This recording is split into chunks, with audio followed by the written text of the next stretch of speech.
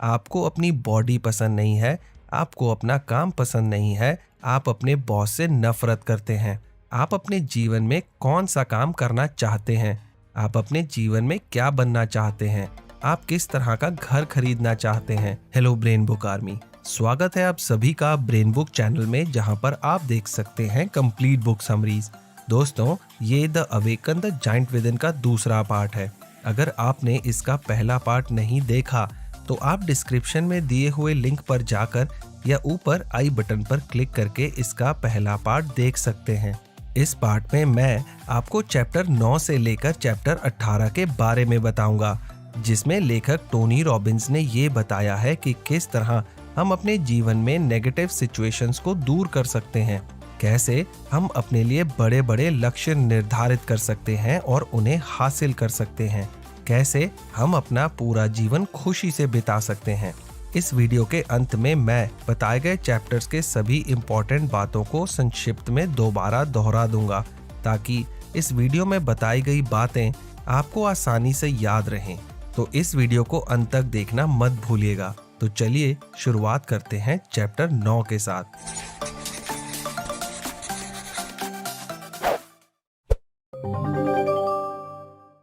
Chapter 9, the vocabulary of ultimate success.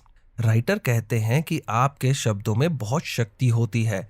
आप खुद से क्या बातचीत करते हैं और कैसा महसूस करते हैं, ये उन शब्दों पर निर्भर करता है, पर जिनका प्रयोग आप ज्यादातर समय करते हैं। जिस तरह के शब्दों का हम प्रयोग करते हैं, उसी तरह के हम काम करते हैं। जिस तरह के हम काम करते हैं, उसी तरह के हमें परिणाम मिलते हैं, और हमें मिलने वाले परिणामों पर ही ये निर्भर करता है कि हम किस तरह का जीवन जीते हैं।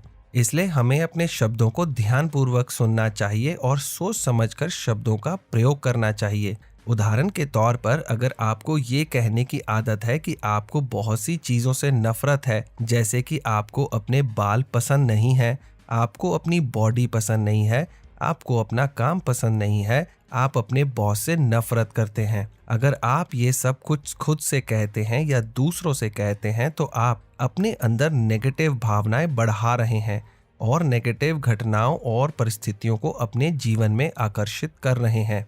दोस्तों, सही शब्दों का इस्तेमाल करके हम अपनी सोच को और भावनाओं को बदल सकते हैं। सही शब्दों का इस्तेमाल करके हम अपनी सभी नेगेटिव भावनाओं के प्रभाव को कम कर सकते हैं और पॉजिटिव भावनाओं को बढ़ा सकते हैं। Chapter 10, the power of life metaphors. अगर आप किसी परिस्थिति के बारे में बहुत नेगेटिव सोच रहे हैं, तो उन वाक्यों के बारे में सोचिए जिन्हें आप उन परिस्थितियों में बोलते हैं। आप जरूर ऐसे वाक्यों का इस्तेमाल कर रहे हैं जो आपकी नेगेटिव भावना को बढ़ा रहे हैं। जब भी लोग अपने जीवन में मुश्किलों का सामना करते हैं, तो वो इस तरह के वाक्यों का इस्तेमाल करते हैं। पहला, मुझे लगता है कि मेरे ऊपर काम का बहुत बोझ है।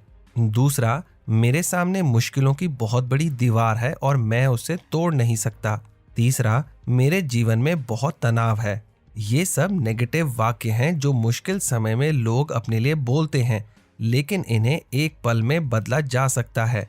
असल में किसी भी परिस्थिति के बारे में जैसा आप महसूस करते हैं, वैसे ही वाक्य बोलते हैं, और पॉजिटिव वाक्यों का इस्तेमाल करके आप अपनी परिस्थिति से जुड़ी भावना को बदल सकते हैं। किसी भी मुश्किल परिस्थिति से जुड़ी भावना को बदलने के लिए आपको इस तरह के वाक्यों का इस्तेमाल करना चाहिए। पहला, मैं अपने काम को करने में आनंद महसूस करता हूँ। दूसरा, मैं किसी भी समस्या का सामना आसानी से कर सकता हूँ। तीसरा, मेरा जीवन आनंद से भरा हुआ है। पॉजिटिव सेंटेंसेस का प्रयोग करने से आपकी भावनाएं पॉजिटिव रहती हैं और आप पॉजिटिव लोगों और परिस्थितियों को अपने जीवन में आकर्षित करते हैं। Chapter 11, the 10 emotions of power. चलिए दोस्तों, बात करते हैं कि लोग अपनी भावनाओं के साथ कैसे पेश आते हैं। Avoidance, people try to hide from things. हम में से कोई भी पीड़ा देने वाली भावना को महसूस नहीं करना चाहता, इसलिए हम ऐसे लोगों और परिस्थितियों का सामना नहीं करना चाहते जो हमें नेगेटिव भावनाएं महसूस करवाते हैं। कुछ लोग तो पूरी तरह से नेगेटिव लोगों और परिस्थितियों से दूर रहते हैं। Denial, disassociating from feelings. लोग अपनी भावनाओं से खुद को अलग करने की कोशिश करते हैं और इस तरह के सेंटेंसेस बोलते हैं, मुझे कुछ खास बुरा नहीं लग रहा। जब उन्हें कोई बात बुरी लगती है या वो टेंशन में होते हैं तो कहते हैं कि मैं बिल्कुल ठीक हूँ। किसी नेगेटिव भावना को महसूस करना और ये सोचना कि सब कुछ बिल्कुल ठीक है और भी ज्यादा दर्द देता है। आपकी भावनाएं आपको जो संदेश देने की कोशिश करती हैं उसे नजरअंदाज करने से वे और भी ज्यादा तीव्र हो जाती हैं। Learning and using, neither trivialising emotions nor letting them run your life. असल में जो नेगेटिव भावनाएं हमें दर्द देती हैं वो हमें मुश्किल परिस्थितियों से बाहर निकालने का रास्ता भी दिखाती हैं, लेकिन ज्यादातर लोग उनसे मिलने वाले दर्द पर ज्यादा ध्यान देते हैं, इसलिए वो बाहर निकलने का रास्ता नहीं देख पाते। एग्जाम्पल के तौर पर अगर आप कोई नया बिजनेस शुरू करते हैं और उसमें आपको लॉस हो जाता है तो ये मुश्किल परिस्थिति आपको बताना चाहती है कि आपको अपने बिजनेस करने के तरीके को बदलने की ज़रूरत है और अनुभवी लोगों से सीखने की ज़रूरत है। बहुत से लोग बिजनेस की शुरुआत में लॉस होने पर अपने बिजनेस करने के तरीके को बदलने की बजाय बिजनेस को ही बंद कर देते हैं। अपनी भावनाओं का सही इस्तेमाल करने का सबसे अच्छा तरीका ये है कि वो आपको सही रास्ता दिखाना चाहती हैं और आपकी मदद करना चाहती हैं। जिन भावनाओं को आप नेगेटिव समझते हैं असल में वो भावनाएं आपको सही राह पर चलने के लिए प्रेरित करती हैं। आपको केवल अपनी भावनाओं और उससे मिलने वाले संदेश को समझने की और उस पर काम करने की ज़रूरत है। 10 इमोशंस ऑफ पावर: लव, प्यार, अप्रिसिएशन एंड ग्रैटिट्यूड, प्रशंसा और कृतज्ञता, क्यूरियोसिटी, जिज्ञासा, एक्साइटमेंट एंड पैशन, उत्तेजना और जुनून, डिटर्मिनेशन, दृढ़ निश्चय, फ्लेक्सिबिलिटी, लचीलापन, कॉन्फिडेंस, आत्मविश्वास, चीयरफुलनेस, उत्साह, वाइटैलिटी, जीवन शक्ति, कंट्रीब्यूशन, योगदान। Chapter 12, creating a compelling future. जीवन में बड़े लक्ष्य रखने से बड़ा प्रोत्साहन मिलता है। लक्ष्य बनाना अदृश्य को दृश्य में बदलने का सबसे पहला स्टेप है। लक्ष्य निर्धारित करना जीवन में सफलता की नींव रखने जैसा है। लक्ष्य निर्धारित करने के बाद उसे प्राप्त करने के लिए योजना बनानी चाहिए और उसके बाद योजना के अनुसार उन पर काम करना चाहिए। हमें हमेशा अपनी काबिलियत से बड़े लक्ष्य तय करने चाहिए, क्योंकि ऐसा करने से हम अपनी सीमाओं से बाहर निकलकर उन्हें पाने की कोशिश करेंगे और अपने अंदर की शक्ति को पहचानेंगे। बहुत से लोगों को अपने लक्ष्य निर्धारित करने में दिक्कत आती है। वो ये नहीं समझ पाते कि उन्हें अपने जीवन में कौन से लक्ष्य निर्धारित करने चाहिए। लक्ष्य निर्धारित करने का सबसे अच्छा तरीका ये है कि आप अपने जीवन में हर हिस्से के लिए अलग अलग लक्ष्य निर्धारित करें और उन सबको एक डायरी में लिखें। एग्जाम्पल के तौर पर, पहला, आप अपने जीवन में कौन सा काम करना चाहते हैं। दूसरा, आप अपने जीवन में क्या बनना चाहते हैं। तीसरा, आप किस तरह का घर खरीदना चाहते हैं। चौथा, आप कितना धन कमाना चाहते हैं और कितने समय में कमाना चाहते हैं। मान लीजिए कि आप अपने जीवन में 1 करोड़ रुपए कमाना चाहते हैं, तो आपको ये भी तय करना होगा कि आप कितने वर्षों में 1 करोड़ रुपए कमाना चाहते हैं। इस तरह से आप अपने जीवन के हर हिस्से के लिए अलग अलग लक्ष्य निर्धारित कर सकते हैं। अपने जीवन के हर हिस्से के लिए लक्ष्य निर्धारित करने के बाद आपको सभी लक्ष्यों के लिए योजना बनानी चाहिए और तुरंत उन पर काम करना शुरू कर देना चाहिए। Chapter 13, the 10 day mental challenge. Her champion की निशानी होती है उसकी स्थिरता, और असली स्थिरता हमारी आदतों से आती है। खुद से वादा करें कि अगले 10 दिन तक आप अपने विचारों और भावनाओं पर पूरा नियंत्रण रखेंगे और आप अपने मन में कोई भी ऐसा विचार या भावनाएं उत्पन्न नहीं होने देंगे जो आपके लक्ष्य में रुकावट पैदा कर सकती है। इसका मतलब ये नहीं कि आप अपनी समस्या को नज़रअंदाज करें। इसके बजाय आपको उनका हल ढूंढने की कोशिश करनी चाहिए और उन पर काम करना चाहिए। समस्या का हल ढूंढने के लिए खुद से ये सवाल पूछिए कि आप मौजूदा परिस्थिति को बेहतर बनाने के लिए इसी समय क्या कर सकते हैं। Chapter 14, ultimate influence your master system. अपने जीवन में किसी भी चीज़ का मतलब समझने के लिए हम सब एक प्रक्रिया का इस्तेमाल करते हैं। प्रत्येक व्यक्ति में ये प्रक्रिया अलग अलग होती है, इसलिए लोग अपने अपने तरीके से चीज़ों को समझते हैं। जब लोग हमसे बेहतर काम करते हैं तो इसका मतलब है कि वो चीज़ों को हमसे बेहतर समझते हैं और हमसे बेहतर जानते हैं कि उन्हें क्या करना है और कैसे करना है।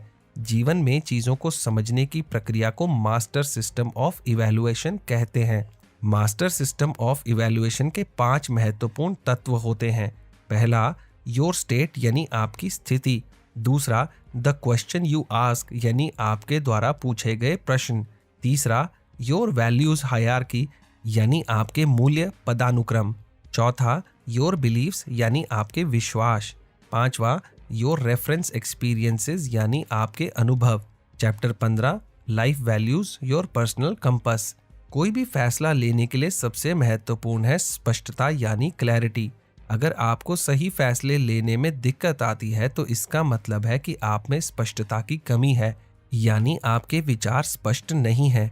हमें ये स्पष्टता होनी चाहिए कि हमारे जीवन में सबसे ज़रूरी क्या है, क्योंकि स्पष्टता से ही हमें सही फैसले ले पाएंगे और सही फैसले लेने से हम एक अच्छा जीवन जीने में कामयाब होंगे। Chapter 16, rules. If you are not happy, here's why. अक्सर लोग ऐसा सोचते हैं कि खुश रहने के लिए उन्हें कोई ना कोई कारण चाहिए।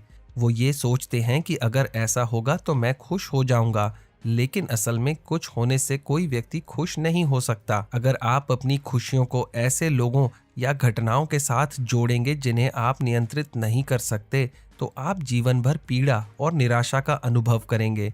जब तक आप अपनी खुशी के लिए बाहरी परिस्थितियों, बाहरी लोगों और बाहरी चीज़ों पर निर्भर रहेंगे, तब तक आप खुशी का अनुभव नहीं कर सकते। अपने जीवन में खुशियों को आकर्षित करने के लिए आपको ये फैसला लेना होगा कि आप सच में खुश रहना चाहते हैं। खुश रहने के लिए आपको खुद से ये कमिटमेंट करनी होगी कि आप हमेशा खुश रहेंगे, चाहे परिस्थिति कैसी भी हो। उसके बाद आपको खुद से खुशी महसूस करनी होगी। जब आप खुश रहने का फैसला करते हैं और अंदर से खुशी महसूस करते हैं, तो आप खुश रहने के लिए बाहरी परिस्थितियों और बाहरी चीज़ों पर निर्भर नहीं रहते। जब आप खुशी महसूस करना शुरू करते हैं तो ऐसे लोगों, परिस्थितियों और घटनाओं को अपने जीवन में आकर्षित करते हैं जो आपके लिए खुशियां लेकर आते हैं। Chapter 17, references, the fabric of life. आपके संदर्भ या रेफरेंसेस आपकी जीवन में मूल्यों और विश्वासों को बनाते हैं। हमारे संदर्भ जितने ज़्यादा और जितने अच्छे होंगे, उतने ही अच्छे हमारे पास विकल्प होंगे। अपने संदर्भों से हम अच्छी तरह से चीज़ों को समझ पाएंगे और ये भी समझ पाएंगे कि हमें क्या करना है। संदर्भ हमारे जीवन के वह सभी अनुभव होते हैं जो हमारे दिमाग में रिकॉर्ड हो जाते हैं।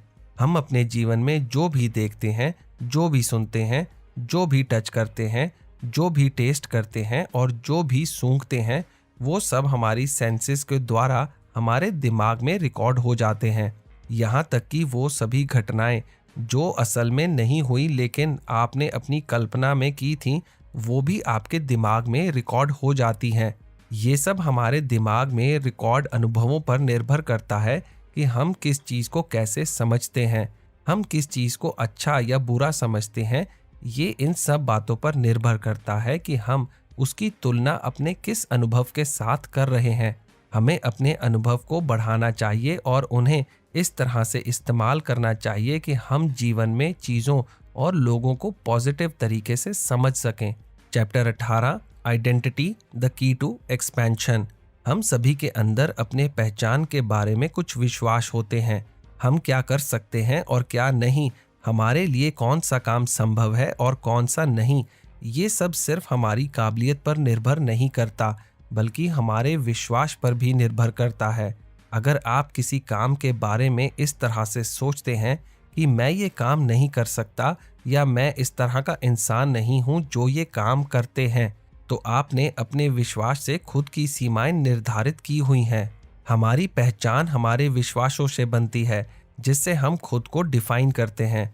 आपने कई बार खुद को बदलने की कोशिश की है, लेकिन आपको उसमें सफलता नहीं मिली, तो इसका एकमात्र कारण ये है कि आप खुद में वो बदलाव लाना चाहते हैं जो आपके विश्वासों के अनुसार नहीं है। अब सवाल ये उठता है कि हमारी पहचान बनती कैसे है।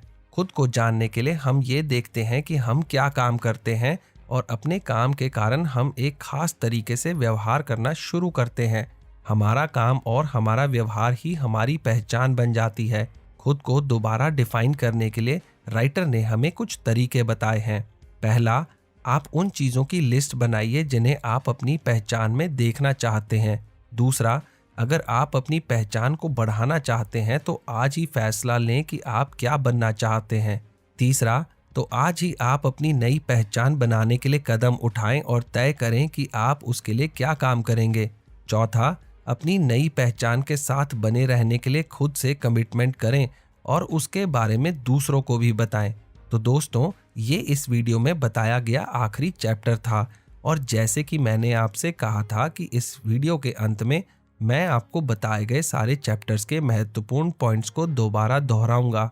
तो चलिए सारी महत्वपूर्ण बातों पर एक बार फिर से नज़र डाल लेते हैं। पहला, जिस तरह के शब्दों का हम प्रयोग करते हैं उसी तरह के हम काम करते हैं। जिस तरह के हम काम करते हैं उसी तरह के हमें परिणाम मिलते हैं। दूसरा, अपनी भावनाओं का सही इस्तेमाल करने का सबसे अच्छा तरीका ये है कि वो आपको सही रास्ता दिखाती हैं और आपकी मदद करना चाहती हैं। तीसरा, हमें अपनी काबिलियत से बड़े लक्ष्य तय करने चाहिए क्योंकि ऐसा करने से हम अपनी सीमाओं से बाहर निकलकर उन्हें पाने की कोशिश करेंगे और अपने अंदर की शक्ति को पहचानेंगे। चौथा, कोई भी फैसला लेने के लिए सबसे महत्वपूर्ण है स्पष्टता यानी क्लैरिटी। पांचवा, अपने जीवन में खुशियों को आकर्षित करने के लिए आपको ये फैसला लेना होगा कि आप सच में खुश रहना चाहते हैं। छठा, हम क्या कर सकते हैं और क्या नहीं, हमारे लिए कौन सा काम संभव है और कौन सा नहीं, ये सब सिर्फ हमारी काबिलियत पर निर्भर नहीं करता बल्कि हमारे विश्वास पर भी निर्भर करता है। तो दोस्तों, ये the awaken the giant with in किताब का दूसरा पार्ट था। मुझे उम्मीद है कि पहले पार्ट की तरह आपको दूसरा पार्ट भी बहुत पसंद आया होगा। मैं जल्दी आपके लिए एक दूसरा वीडियो लेकर आऊँगा। तो चलिए मिलते हैं अगले वीडियो में। आपका समय शुभ हो।